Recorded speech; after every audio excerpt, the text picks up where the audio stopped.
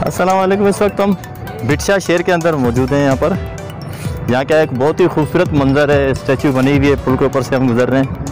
यह बिटशा का बहुत ही खूबसूरत मंज़र है, आप अपनी आंखों से देख सकते हैं। ये देखिए चारों तरफ ये बिटशा का खूबसूरत एक मंज़र है।